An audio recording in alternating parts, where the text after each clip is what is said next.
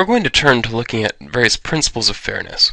Because whenever we're analyzing economic policy, we need to answer the question, is this a good policy or is it a bad policy? And it's almost always going to be the case that there will be some winners and some losers from any particular policy. So the question is, how would we evaluate policy on the whole? Right? How do we take these wins and these losses and add them together in some way to make some kind of evaluation of policy? This is going to require, it ends up, a principle of fairness. How do we weight the wins and the losses, so to speak? Now, in general, there are two broad approaches when it comes to analyzing policy. The first is what we call the outcome-based approach. The outcome-based approach suggests that you can just take a snapshot of things and declare whether or not they are fair or unfair. Right. There are a couple of ways of looking at this. One would be the utilitarian view. The utilitarian view is probably the most common amongst economists nowadays. The second would be the Rawlsian liberal view. Here I specify Rawlsian liberal because the term liberal it ends up not very clear. If you look at it, Americans use the term very differently than much of the world does. And the Rawlsian version of liberalism is a very particular version of American liberalism. So I really want to specify this is liberalism of the tradition of John Rawls. There's another approach that is not outcome-based, that says, no, we should not judge fairness on the basis of the outcome, but rather on the basis of the process. This is one that Nozick suggested, so I'm going to talk about what we call Nozikian libertarianism, being one particular brand of libertarianism that exists. So these are two very different broad approaches. The outcome-based approach, really looking at that snapshot of where did we end up. The process-based approach would say, no, what matters is how we got to the point that we ended up at. So let's talk a little bit about the utilitarian view, or utilitarianism. Utilitarianism traces itself back, at the very least, to Jeremy Bentham.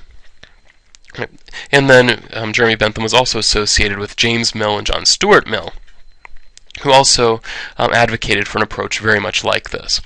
What the utilitarians basically claim is that our goal should be to maximize the total utility in society. So if we were to add up total well-being or total surplus amongst all the different consumers, all the different producers throughout the entire society, our goal should be to make that total as high as possible.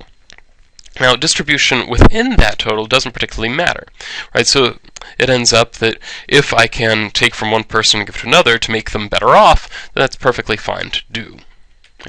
Right? Put another way, we're looking for the greatest good for the greatest number, right? Which means we might end up having to do some small harm to a small number.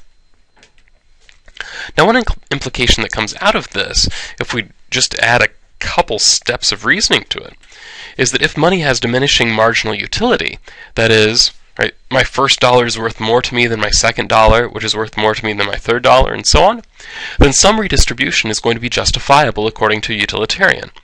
After all, that $1 is going to benefit a poor person much more than it benefits a rich person. So it makes sense from a total utility, total surplus standpoint, to take from the rich and give to the poor.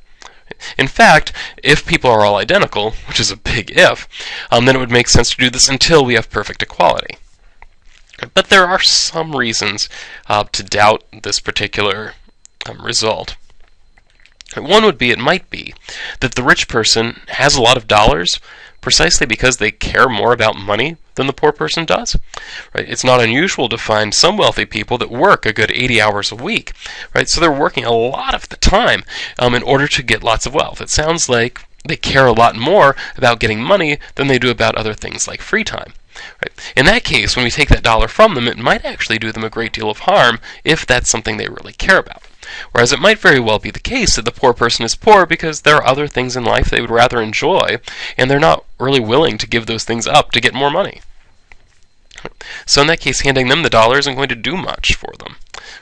Right? So the point here being, preference is subjective. Right? Different people have different preferences for money. So it might be that the rich person and the poor person feel differently about money in such a way that taking from the rich and giving to the poor doesn't necessarily result in an increase in total utility. Okay, but either way, well, let's move on to another point. Right? Another problem, even if we assume that preferences are all the same, right, so that transfer would make sense, another problem is what we call the leaky bucket. Right, so the vision is, suppose we have two swimming pools. One of them is filled with water, the other has none in it whatsoever, and we'd really like to equalize the two. Right, so the idea is that I'm going to take a bucket, I'll put it into the full swimming pool, carry it over to the other, the one that's empty, and dump the water in.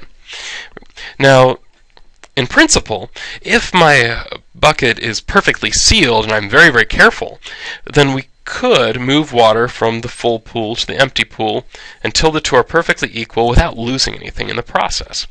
But the reality is that buckets tend to be leaky, and I know that I'm not particularly careful when I'm carrying buckets of water. Right, so it ends up in the process of redistribution, we lose some wealth.